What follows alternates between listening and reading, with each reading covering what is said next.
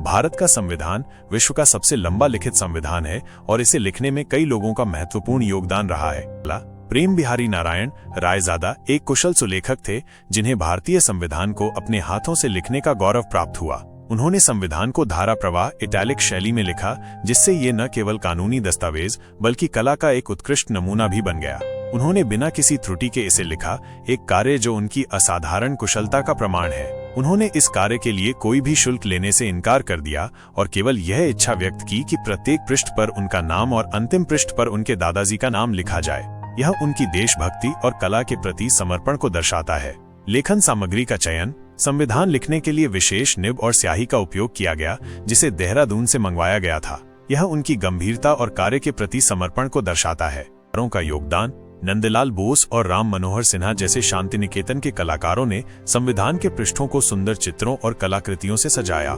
इन कलाकृतियों में भारतीय इतिहास, संस्कृति और परंपराओं की झलक मिलती है, जिससे संविधान को एक राष्ट्रीय गौरव का प्रतीक बनाया गया।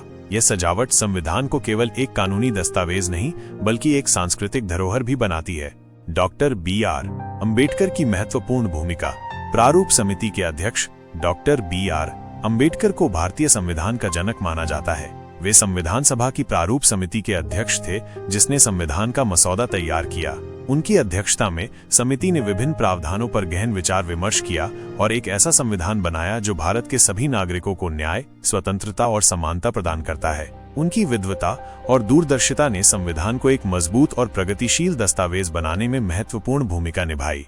संविधान सभा का सामूहिक प्रयास। विभिन्न क्षेत्रों और समुदायों का प्रतिनिधित्व। संविधान सभा में विभिन्न क्षेत्रों, समुदायों और विचारधाराओं के प्रतिनिधि शामिल थे।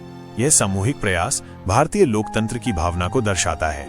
इस प्रकार भारतीय संविधान एक उत्कृष्ट कृति है जो प्रेम बिहारी नारायण रायजादा की सुलेखन कला, शांति निकेतन के कलाकारों की सजावट और डॉक्टर B.R. अम्बेडकर की विद्वता का संगम है।